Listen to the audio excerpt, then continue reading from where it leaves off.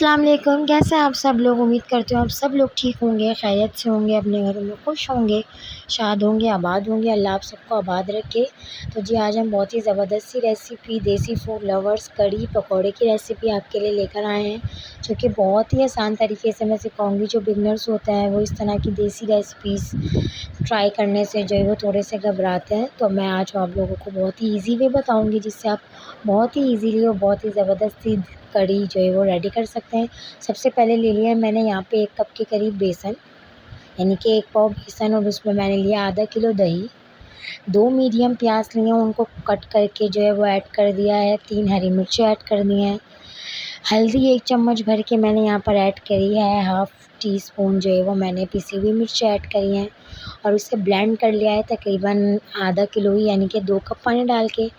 Blend करने के बाद मैंने उसे एक पतीले में शामिल कर दिया है उसको।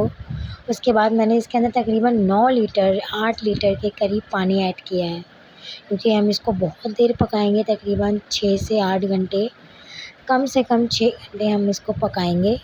और बहुत अच्छी सी जो है वो फिर ये रेडी हो जाएगी, क्योंकि कढ़ी जितनी पकती है उतनी अच्छी बनती है।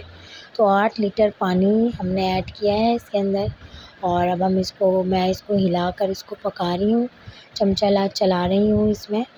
और आप ये देख सकते हैं कितनी पतली हो रही है बिल्कुल पानी। जब तक इसमें बॉयल आने लगा है, इसके अंदर हमने मीडियम टू हाई फ्लेम पर इसके अंदर बॉयल लेना है। जब इसके अंदर बॉयल आ जाएगा अच्छी तरह से, तो फिर हम इसकी फ्लेम जो है वो लो कर देंगे, यानी कि लो से थोड़ी सी ज़्यादा, यानी कि 1 इंच जो है वो फ्लेम होनी चाहिए, 1 इंच से भी थोड़ी कम, कि ये पकती रहे पकती रहे पकती रहे पकती रहे। तो बहुत अच्छी सी खुशबू आना इसमें से शुरू हो जाएगी। लहसुन अदरक का पेस्ट भी मैंने शामिल किया था, 2 टेबल स्पून, मैं बताना भूल गई थी, वो भी हमने इसके अंदर ऐड कर दिया था। उन सबको ब्लेंड कर लिया। ब्लेंड करने से क्या होगा, बहुत अच्छा सा मिक्स हो जाएगा, तो कोई लम्स वगैरह नहीं आते, कुछ भी नहीं आते अगर आप उसे ब्लेंड कर लेते हैं तो। अगर आप चाहें तो हैंड बीटर वगैरह से भी इसे बीट कर सकते हैं, लेकिन उनसे लम्स आने के काफ़ी चांसेस होते हैं। तो ये हमारा बॉयल आ चुका है, अब इसे 4 से 6 घंटे के लिए हम पकाएंगे और फिर मिलते हैं 4 से 6 घंटे के बाद। तो जी तकरीबन कोई 5 घंटे हो चुके हैं। अब हम कर रहे हैं पकौड़ों की तैयारी।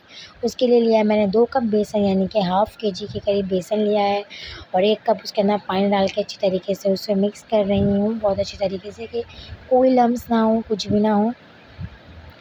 जब बेसन अच्छी तरीके से मिक्स हो जाएगा, पेस्ट बन जाएगा, तो मैंने इसके अंदर ज़ीरा ऐड कर दिया है, कुटी हुई मिर्च ऐड कर दी हैं, और जो है वो मैंने प्याज चॉप करके वो ऐड कर दी है। यहाँ पे नमक ऐड कर दिया है, और बेकिंग पाउडर ऐड कर दिया है, या बेकिंग सोडा जो आप ऐड करेंगे वो ऐड कर दिया है। यहाँ पे मैंने मीठा सोडा खाने का 1 पिंच, तकरीबन 10 से 15 मिनट तक हम इसे रेस्ट देंगे, 20 मिनट तक।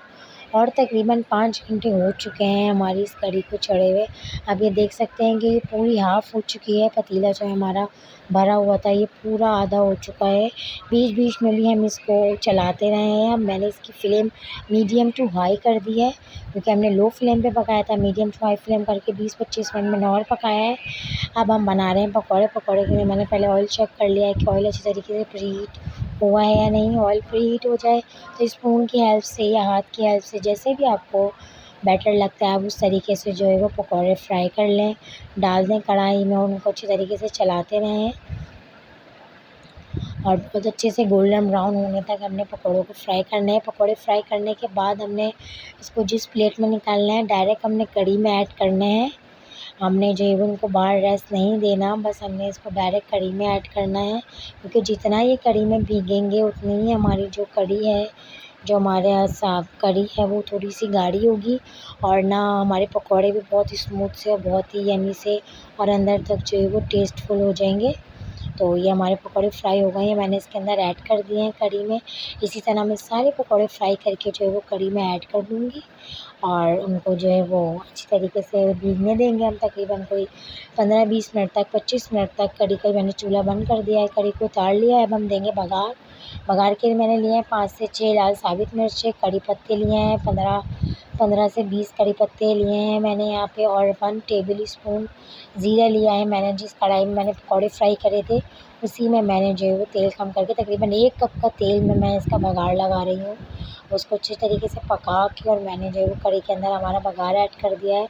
और बघार ऐड करते वक्त प्लीज़ बी केयरफुल, क्योंकि चींटियाँ उड़ती हैं, तो आपके हाथ पे, फेस पे, कहीं पर भी आ सकती हैं। तो थोड़ा सा दूर खड़े होकर आपने ये काम करना है।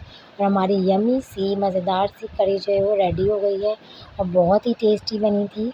मुझे इतनी उम्मीद नहीं थी कि इतनी अच्छी बनेगी, लेकिन वाक़ई में बहुत मज़े की बनी थी। तो हम बनाते हैं वाइट राइस। वाइट राइस के लिए मैंने यहाँ पे तकरीबन 2 से ढाई कप राइस ले लिया, उनको अच्छी तरीके से धो के और सोक कर दिया तकरीबन कोई 20 मिनट के लिए। 20 मिनट के बाद मैंने यहाँ पे लिया है तकरीबन 3 से 4 टेबल स्पून घी लिया है। उसके अंदर मैंने ज़ीरा डाल के थोड़ा-सा फ्राई करा है और गरम मसाले में मैंने लिया है लौंग और काली मिर्चें, 4 से 6 लौंगे और 4 से 6 काली मिर्चें। और उसके बाद मैंने चावल ऐड करके चावलों से 1 इंच ऊपर पानी लिया है, नमक ऐड किया है हस्बे ज़ायक़ा। अगर आप लोग वाइट राइस में ज़्यादा नमक पसंद करते हैं तो ज़्यादा डालें। कुछ लोग बहुत ही कम नमक पसंद करते हैं वाइट राइस में, तो आप कम डालें। तो हम लोग जितना पसंद करते हैं, मैंने यहाँ पे उतना तकरीबन कोई 1 एंड हाफ़ टेबल स्पून जो है वो मैंने नमक ऐड किया। इसी तरह हम उसको मीडियम टू हाई फ्लेम पे पकाएँगे। जब हमारा पानी कम हो जाएगा, राइस दिखने शुरू हो जाएंगे, तो हम इसको लो फ्लेम पे बिल्कुल दम पे दे देंगे और हमारा ज़बरदस्त सा डिलीशियस सा जो कढ़ी पकौड़े और विथ वाइट राइस जो है वो रेडी हो चुके हैं। तो कैसी लगी आपको हमारी आज की रेसिपी? अपना फ़ीडबैक ज़रूर दीजिएगा। अपना बहुत सारा ख़्याल रखिएगा। इंशाल्लाह नेक्स्ट रेसिपी में फिर मुलाकात होगी। अल्लाह हाफ़िज़।